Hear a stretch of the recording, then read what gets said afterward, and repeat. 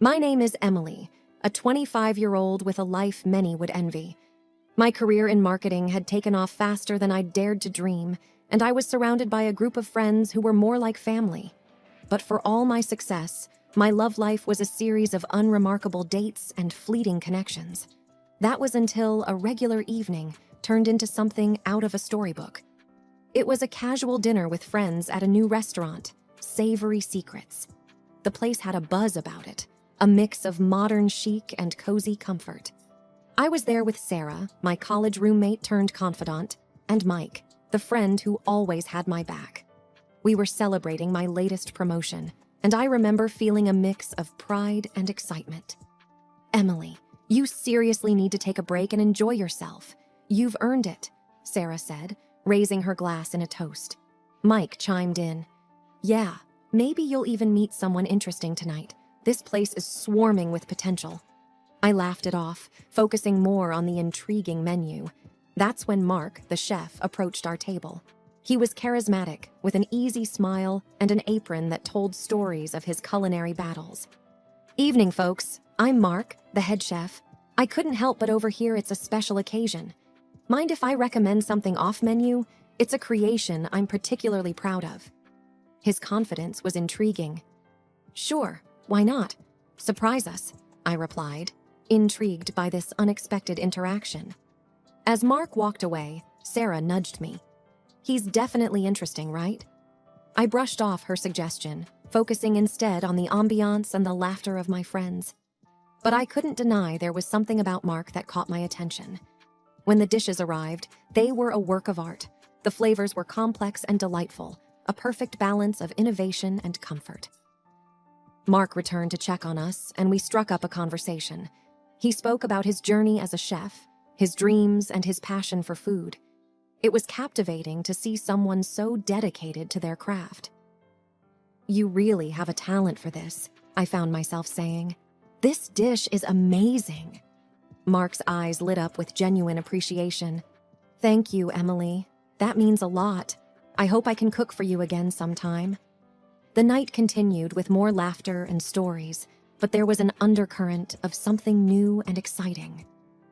As we left the restaurant, Mark caught up with us at the door. "It was great meeting you all. Emily, I hope to see you back here soon. Maybe next time you can try another one of my special creations." His words lingered with me as we walked away. Sarah and Mike teased me about the obvious spark, but I brushed it off as just a pleasant encounter. Over the next few days, thoughts of Mark and his culinary magic kept drifting into my mind. There was an undeniable connection, something I hadn't felt in a long time. It was a feeling of curiosity, of wanting to know more about this person who had appeared so unexpectedly in my life. Returning to Savory Secrets became a new routine for me. Each visit was an opportunity to dive deeper into conversations with Mark.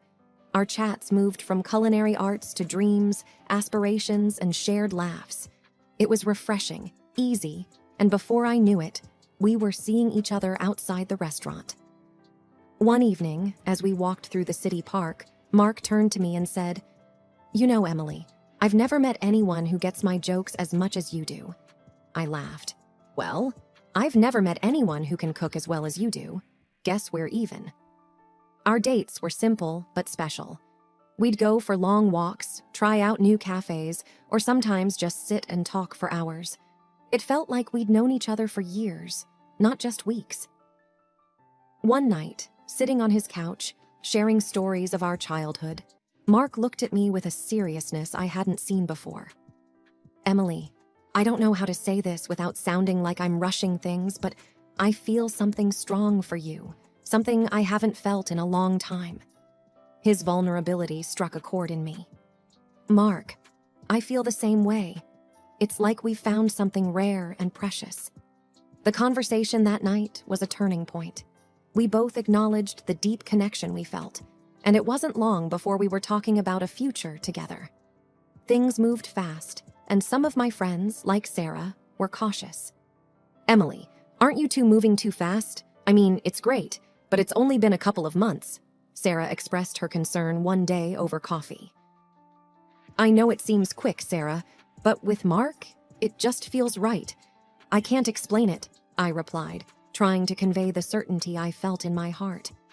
Mark's passion wasn't just limited to his work. He was equally passionate about our relationship. He'd surprise me with little notes, impromptu dates, and always made sure to listen and understand me. It was a level of attention and care I hadn't experienced before. One evening, while we were having dinner at my place, Mark brought up the topic of marriage. Emily, I've been thinking, what we have is unique. I don't want to wait to start our life together. How would you feel about getting married? I remember feeling a rush of emotions, excitement, joy, a little bit of fear, but above all, a deep sense of connection. Mark, I would love that. There's nothing I want more than to be with you. Our engagement was a whirlwind. We planned a small, intimate wedding, just close friends and family. The day was perfect, filled with love, laughter, and the promise of a future together. Looking back, those months were a blur of happiness. I had found someone who understood me, who shared my passions, and who made every day brighter. It was a romance out of a fairy tale, and I was fully immersed in the magic of it all. Our first year of marriage, a blend of joy and adjustments, was unfolding in ways I hadn't anticipated. The home I had always known took on new life with Mark's presence. Our routines intermingled, my early morning jogs followed by his meticulously crafted breakfasts, the quick kisses before rushing to our respective jobs, and the quiet evenings when we both managed to be home together. But beneath the surface of our domestic bliss, a current of tension was slowly rising. Mark's commitment to his work was admirable, yet it began to take a toll on our time together. His hours at the restaurant extended late into the night, leaving me in a quiet house, thoughts wandering to the growing distance between us. One night, as we sat down for a rare dinner together, I decided to voice my concerns. Mark, I love that you're so passionate about your work, but these long hours? I miss you. Is there any way you can cut back a bit? He looked at me, his face etched with a mix of concern and an unspoken pressure. Emily, you know I'm doing this for us. I need to match your success, to contribute equally. I don't want you to feel like you're carrying the burden alone. It's not about the money, Mark. I just wish we had more time together, I replied, the words tinged with a longing for our earlier days. The conversation ended on a note of mutual understanding, but the issue remained unresolved, hanging in the air like an unsaid promise. It was amidst this delicate balance of work and home life that Mark approached me with a request, his voice laced with hesitancy. Emily, there's something I need to talk to you about. It's my mom. She's having a tough time financially, and I was thinking, maybe we could help her out, like $1,000 a month? I paused, taking in the weight of his request. His mother, a sweet woman who had welcomed me with open arms, was now in need.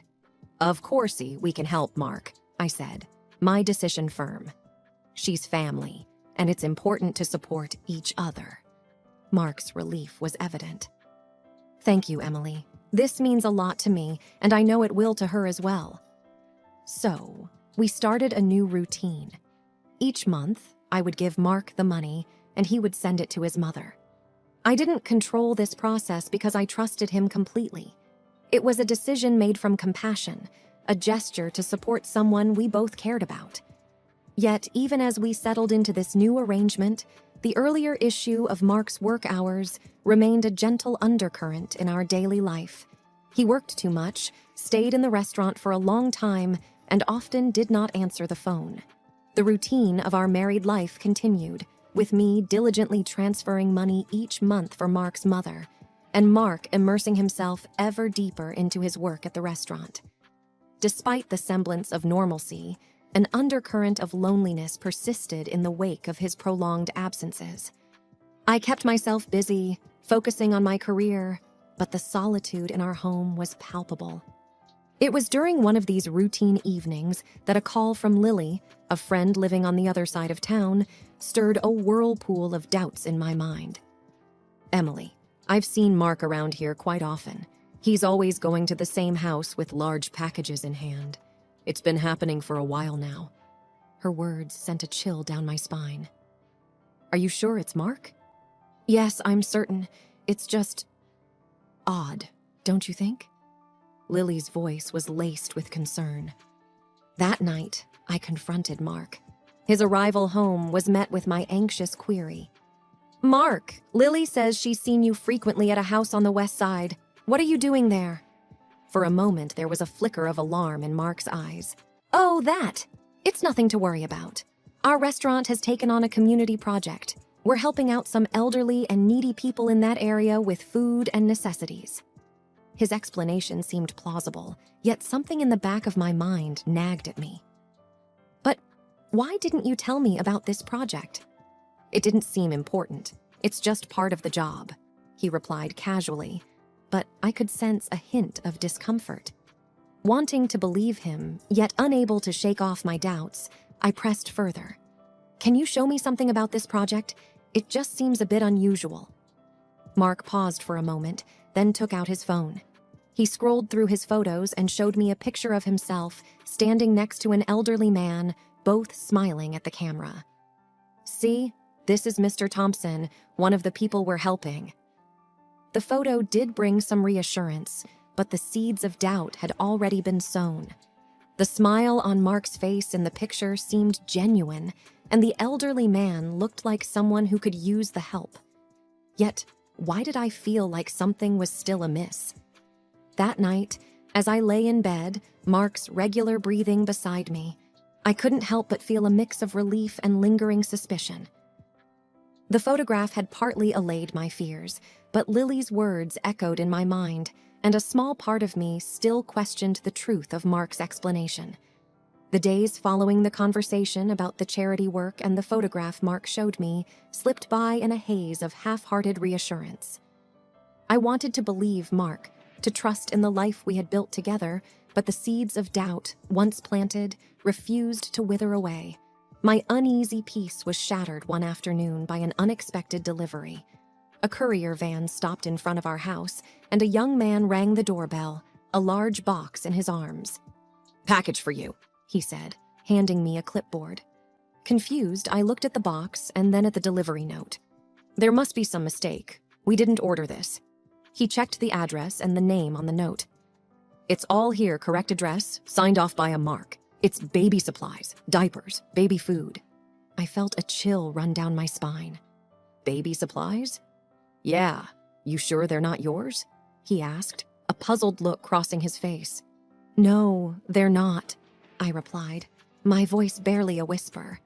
The courier scratched his head. Well, maybe your husband ordered them for someone else.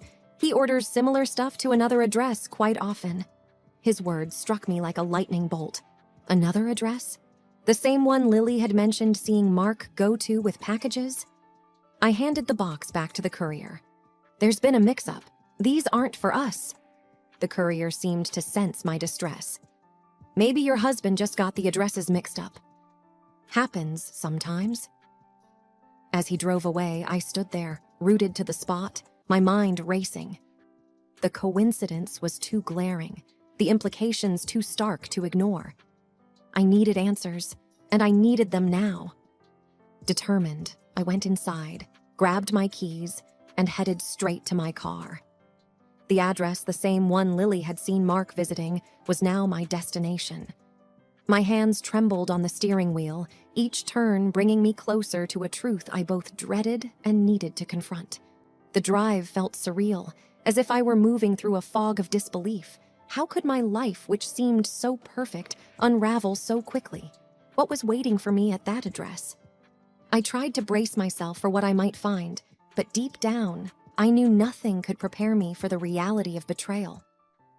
As I neared the address, my heart pounded in my chest. I parked the car, took a deep breath, and stepped out. The house in front of me looked ordinary, yet it held the key to the secrets Mark had been keeping. Standing at the doorstep of the unknown, my heart raced with a mix of fear and determination. The door opened, and a young woman appeared, her eyes curious and a little cautious. She was holding a toddler, no more than a year old. "Can I help you?" she asked, looking at me with a puzzled expression. I took a deep breath, trying to steady my voice. "I'm looking for Mark. Is he here?" her eyebrows knitted in confusion. "Mark. Yes, he's here. Who are you?" Before I could answer, Mark appeared behind her. The look on his face when he saw me was a mix of shock and fear. "Emily, what are you doing here?" I could barely find my words. The sight of him in this setting felt like a punch to the gut. "I could ask you the same, Mark. What's going on? Who is this woman? And why are you here?" The woman looked from me to Mark, a growing sense of realization dawning on her face. "Mark, who is she?" Mark's voice was shaky. "This is Emily, my wife." The word wife hung in the air, heavy with betrayal. The woman's face turned pale, and she stepped back, her gaze fixed on Mark. "Your wife. You told me you were divorced." I felt the ground beneath me shift. Divorced? Mark, what is she talking about? Mark's eyes darted between me and the woman, his usual composure crumbling. "Emily, I can explain. It's not what it looks like." I shook my head, disbelief and anger swirling inside me. "Explain? How can you explain this?" The toddler in the woman's arms began to fuss, sensing the tension. She looked at Mark with a mixture of anger and hurt. "You need to leave, Mark. Now." Mark hesitated, his gaze lingering on the child, then turned to me. "Emily, please, let me explain. This is all a big misunderstanding." But the pieces had already fallen into place. The late nights, the secretive behavior, the baby supplies. It was all clear now.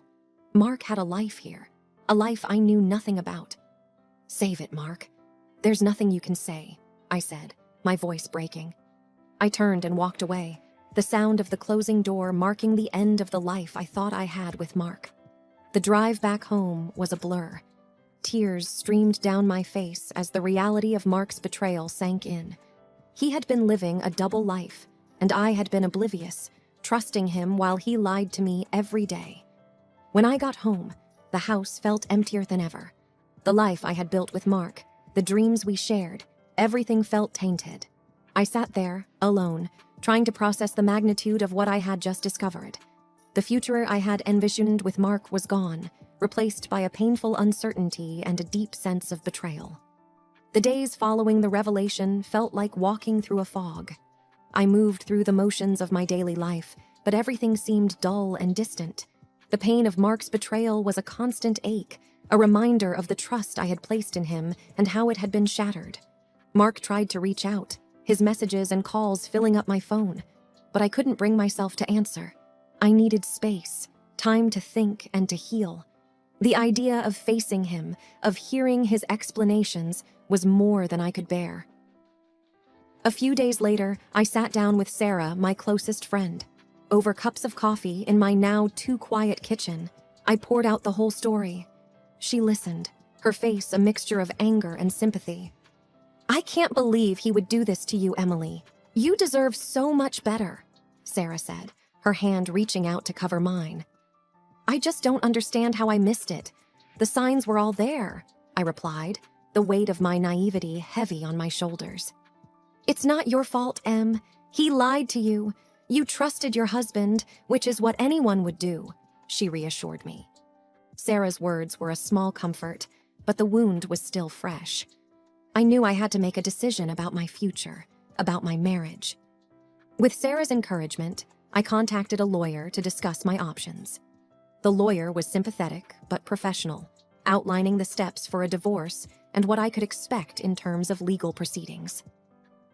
"I want compensation for this betrayal," I said, a newfound determination in my voice. "We'll do everything we can to ensure a fair outcome," the lawyer assured me. The process was draining, both emotionally and legally. Mark's attempts to explain and reconcile turned into pleas for forgiveness as the reality of the divorce proceedings set in. But for me, the trust was broken beyond repair. In the midst of the legal battle, I also had to confront the financial deceit. The money I had given him under the pretense of helping his mother, it was meant for his second family. I supported his mistress and child. Unraveling our joint finances and reclaiming what was rightfully mine became another battleground. As the divorce proceedings dragged on, I leaned heavily on my friends and family for support. They were my rock, providing comfort and strength when I felt overwhelmed by the chaos that my life had become.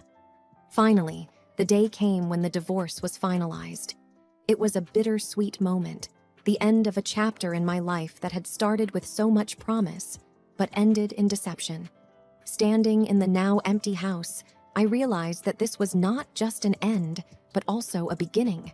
A chance to rebuild, to find myself again after being lost in the shadow of a relationship built on lies. The journey ahead would be challenging, but I was ready to face it. With the support of my loved ones and the lessons I had learned, I knew I could move forward, stronger and wiser.